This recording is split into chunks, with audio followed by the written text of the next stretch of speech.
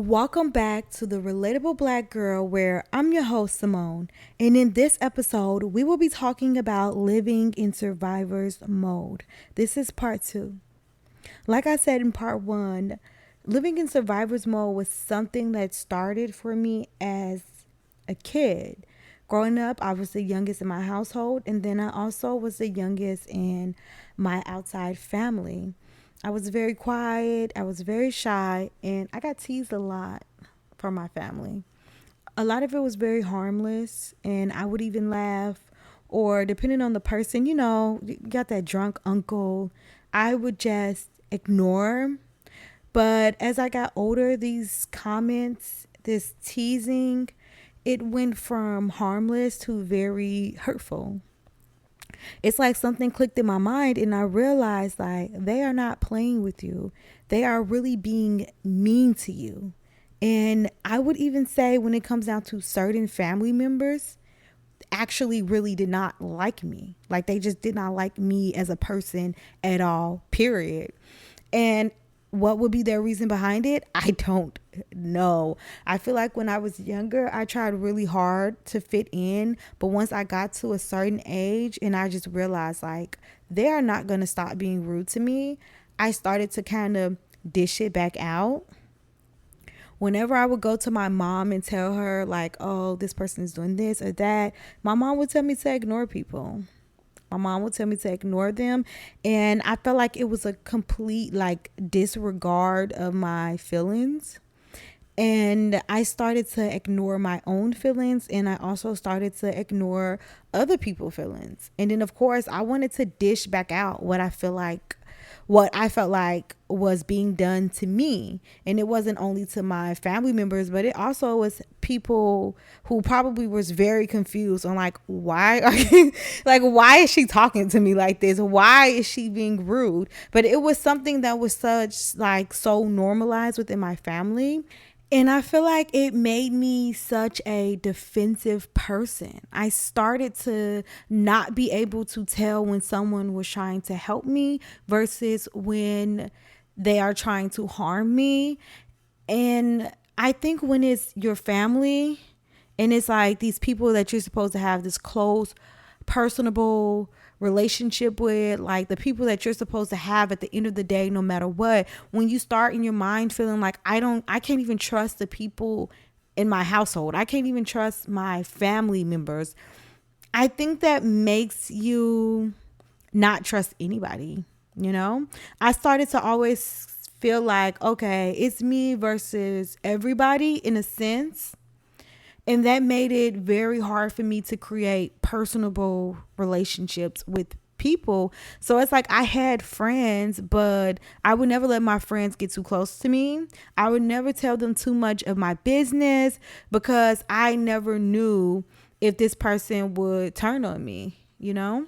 And that was like the beginning of me being in survivor's mode, me perceiving people as a threat, me feeling like I can't be nice because being nice will get me hurt, you know?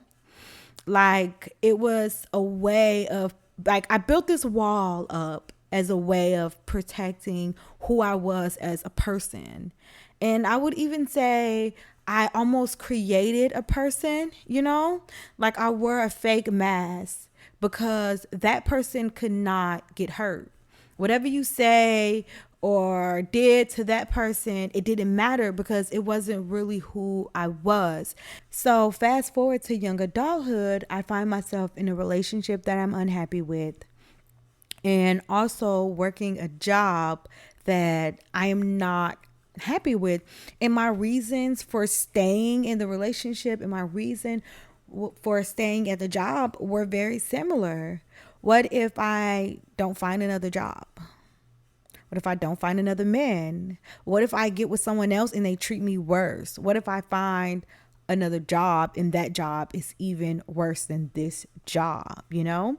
And this is so convenient for me. This job is up the street from my house. I know some of the people that, work here. And then when it came down to my relationship, I live with this man. Like, if I leave, I have to find my own place, or I have to move back in with my mom. And in order to survive the situation that I was in, I started to adapt habits and temperaments and just things to help me make it through. Like, things to help me survive my shift, things to help the relationship be better. Okay. I might not say something's bothering me because I don't want an argument to start with certain people or go to certain places because I don't want an argument to start. I started trying to avoid making him upset or making him mad. And when it came down to work, it was like the opposite. Like, I was ready. If somebody said something, did something, I got something to say back. I'm not taking nothing from nobody. I'm ready to fight. Like, you would be surprised at how toxic some work environments can be, especially like in healthcare, and how aggressive some people will be towards you. Especially, I feel like when you're black, and I feel like when you're black, and it goes both ways. When you're in an all black work environment, you will notice that the black co-workers will talk to the other black co-workers in a way that they do not talk to the non-black co-workers. And then also when you work in diverse environments, sometimes certain people will talk to you in a certain way that they don't necessarily talk to other people. I think blackness adds an extra layer to everything. But after a while, I got tired of this. I got tired of tiptoeing around my relationship. I got tired of feeling like it's always drama around me at work, whether I'm in it or not. I got so tired and I just wanted a change. Like, something had to give. And that's when I started to set these different goals for myself that I felt like if I accomplish these goals, it will just make my life better. And accomplishing goals can make your life better. But if your mindset is in survivor mode, it will not be a difference. It won't be a difference. Like, I was waiting to graduate nursing school and get like this instant gratification of, oh, I'm accomplished, I'm successful, like I have something going for myself to be proud of. And that is such a temporary feeling. I found myself back in the same situations that I was before because I hadn't changed my mentality. So I found myself back in a relationship that I'm not happy. It's better, this person isn't as rude or mean to me, but I'm not happy with this situation. And I was working a better position and had a different, job, but I still wasn't happy with the situation. And I was doing the same thing. I was toughing it out. I was being resilient. I was doing what everybody has to do because nobody's life is perfect. And I started to realize that I had to change my mentality. I had to change my mentality, and I also had to change my environment. Getting out of survivor's mode took me looking back on my life and figuring out what was a slow build up to making me who I am.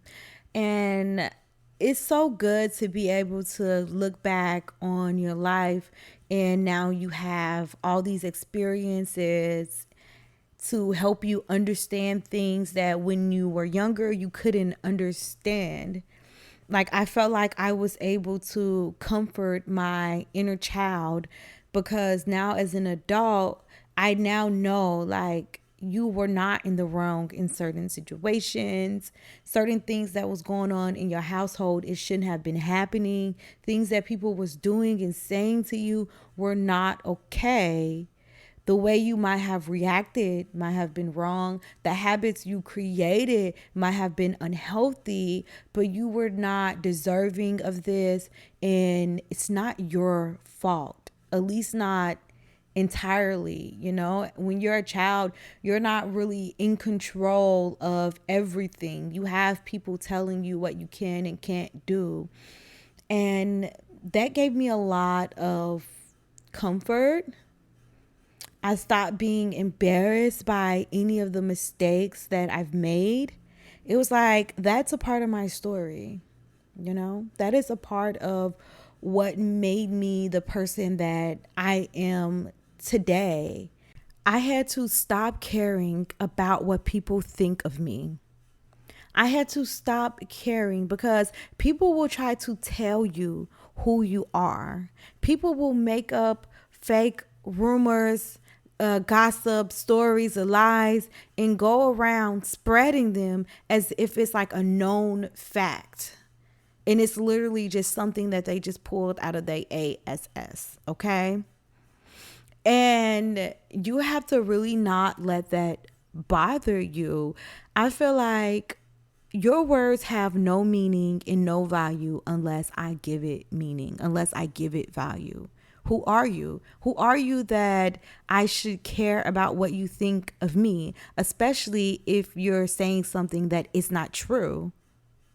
People words mean nothing until you give it meaning, okay? You are just talking just to talk because your words have no value. It doesn't hold any weight. It has no meaning over here in my life. You are just talking just to talk. And you actually probably need to find you something better to talk about other than me. You got your own problems, your own issues, right? You got your own shit that you're going through that you need to handle, okay? Don't worry about me. That ain't going to get you anywhere in life. That's not going to get you far. Don't let anybody take out their anger, their frustration, or problems out on you. And I had friends that I feel like I had to let go because of what they were going through in their life. And you're not going to use me as an outlet for the problems that you have. When I'm friends with somebody, I like healthy relationships through and through. We're going to talk to each other kindly and with respect. Okay. No disrespectful people. I have no room or space or tolerance for that in my life. And once you stop caring about what people think, you will stop being afraid to take risks. Starting this podcast, it wasn't easy for me. I've been wanting to start it, but I was a little bit afraid, and I really had to say, I don't care what anybody thinks. I don't care who stumbles upon it and listen to it. This is my truth. If you like it, you like it. If you don't, you don't. And it's the same thing like with posting on social media.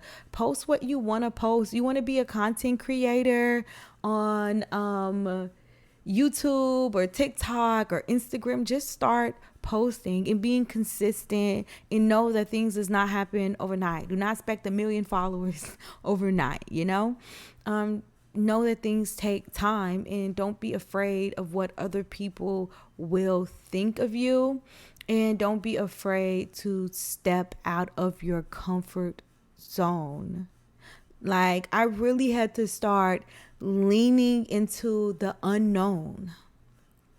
I had to stop being afraid of not knowing what's going to happen and start thinking about how beautiful change can be and how things are constantly changing. Nothing will ever stay the same. You cannot be afraid of change. That's what life is all about. It's about changing. It's about growing. It's about creating new opportunities for yourself. It's about being happy. It's about being fulfilled. And it really all starts with you. So start believing that you are worthy. Start believing that you are deserving, because you are. And don't let anything or anyone hold you back. Don't let anything that happened in your past make you feel like you aren't good enough. That's your testimony. That's your story. I am Simone. This is the Relatable Black Girl. I hope you guys enjoyed this episode, and I will see you guys next time.